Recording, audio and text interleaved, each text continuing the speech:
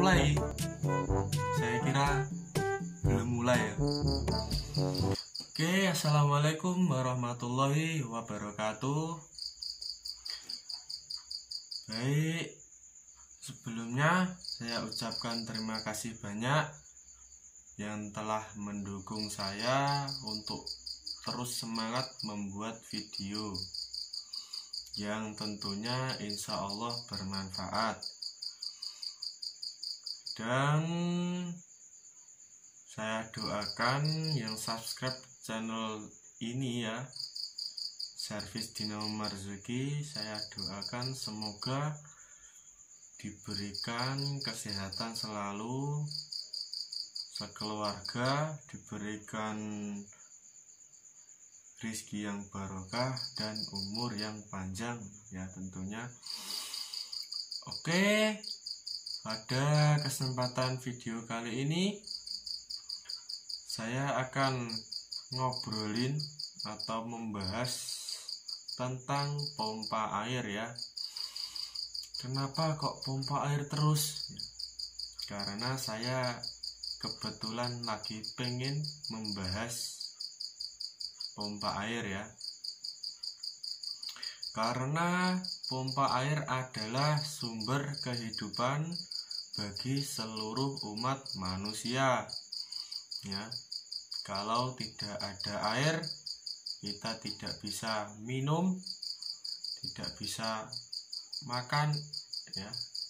Maksudnya makan tuh ya, jangan kan ada airnya itu ya, sayur tidak bisa makan, jangan. Kemudian tidak bisa mandi ya, tidak bisa nyuci baju ya, tentunya menggunakan air. Dan tidak bisa cebok ya, kalau tidak ada air tidak bisa cebok, masak menggunakan batu terus ya, menggunakan batu atau pasir atau daun, nanti kan nggak bersih ya, kurang bersih. Jadi sumber utama kehidupan itu adalah air ya. Oke, nggak usah lama-lama, tadi cuman guyon-guyon aja biar tidak terlalu kaku, tidak terlalu tegang, kita slow aja. Oke, jadi yang perlu kita bahas sekarang adalah ini pompa air yang tidak kuat mendorong air pada jarak yang cukup jauh ya. Jadi perhatikan dulu. Misalkan kalau kalian punya pompa air tersebut kecil atau besar pompanya ya. Jadi pompanya itu yang dinamakan pompa itu seperti ini ya, seperti ini ya. Jadi kalau pompa airnya kecil ya, kemudian permukaan airnya, sumur bor misalkan itu kalau pompa air kecil maksimal daya hisap adalah 9 meter ya, permukaan pada 9 meter itu maksimal ya. Masalah keluarnya air seberapa itu saya nggak ngarani ya, maksudnya sak metu nih, keluarnya dikit ya nggak apa-apa, keluarnya banyak ya alhamdulillah, itu maksimal 9 meter. Kalau pompa air yang besar itu maksimal bisa mencapai 11 meter ya. Kalau misal seperti pompa air jet 100, pompa air jet 108 ya, yang semi jet itu ya. Jadi kita membahas pompa air yang kecil dulu ya. Pompa air yang kecil, yang harus kita perhatikan pertama-tama adalah permukaan sumur kita. kedalamannya seberapa ya. Kalau sekarang saya katakan ini adalah musim ketiga ya. Musim ketiga itu kalau bahasa Indonesianya musim kemarau ya, jarang ada hujan. Jadi bisa jadi sumber kita itu turun. Ya, jadi sumber kita turun, kemudian daya hisap pompa air ya juga ikut berkurang. Kalau permukaan air kita turun ke bawah. Ya. Jadi itu poin pertama, perhatikan dulu permukaan pada sumber itu sendiri ya, turun apa enggak. Terus poin yang kedua, perhatikan juga pada kekuatan seal pompa air itu sendiri, apakah normal atau tidak ya. Cara mengecek pompa air itu normal atau tidak bisa dicek menggunakan telapak tangan. Bisa dicek video saya sebelumnya, sudah saya kasih tutorial mengetes pompa air menggunakan telapak tangan ya. Normal apa tidak. Kalau dipastikan normal ya, itu kemungkinan kalau airnya keluarnya dikit ya, kemungkinan sumber kita turun karena cuaca musim kemarau atau ketiga itu turun.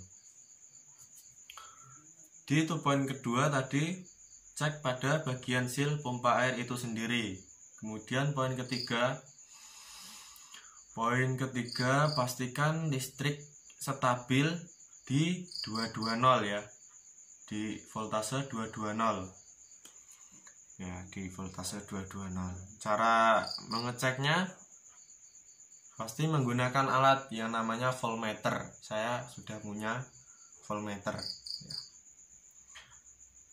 Nanti saya tunjukkan alatnya seperti apa dan cara mengetahui listrik kita ngedrop atau turun voltase apa tidak, itu menggunakan voltmeter. Oke guys, ini adalah voltmeter untuk mengecek daya listrik kita turun apa normal. Kita langsung colokan saja pada colokan yang tentunya sudah dicolokkan pada listrik PLN. Kemudian langsung saja kita colokkan. Nah, lihat pada jarum ini. Nah, kalau jarum ini di 200 ke atas itu normal. Ya, jadi listrik kita dalam keadaan normal. Kalau ini 200 ke bawah itu ngedrop atau voltase turun ya. Jadi perlu kita cek dulu listrik kita normal apa tidak untuk benar-benar mengetahui penyakit pada pompa air yang daya hisapnya lemah. Kalau voltase kita turun atau ngedrop, itu bisa jadi daya hisap pada pompa air berkurang ya, karena listrik yang diambil dari pompa air kurang aliran ya, jadi otomatis sedotannya lemah ya, bisa jadi seperti itu. Itu tadi poin ketiga, listrik stabil apa tidak harus kita cek ya. Kemudian poin yang keempat, apalagi ya, lupa saya. Poin yang keempat, nah, pastikan kalian memilih pompa air yang kumparannya tersebut terbuat dari kawat tembaga ya.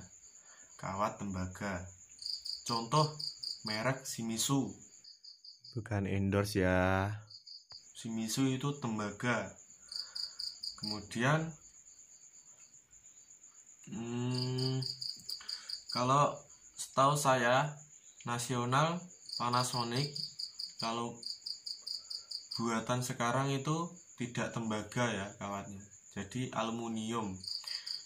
Untuk kawat aluminium sendiri itu cocoknya digunakan pada sumur jubin yang pada permukaan airnya itu dangkal, jadi tidak masalah ya.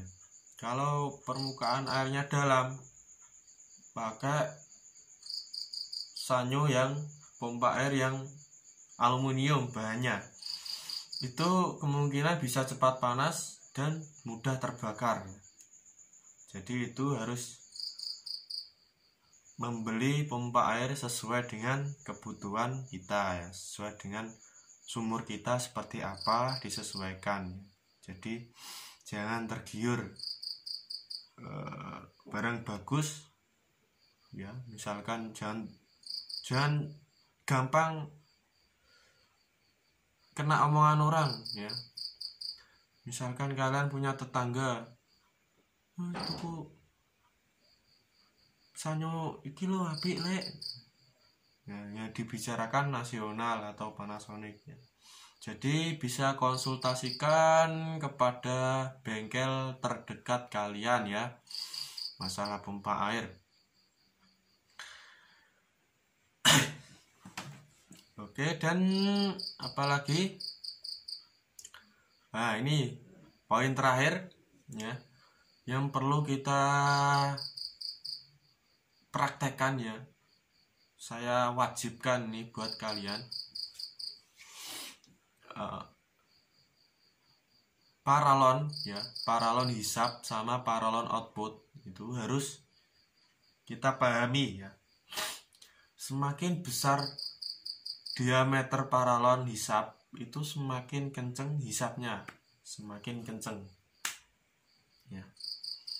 Jadi pada paralon hisap jalur ke sumur itu, kalau kita kasih paralon katakan 1 dim, itu bagus ya, karena daya hisapnya yang kuat ya. Jadi semakin lebar diameter paralon itu, semakin kuat hisapannya.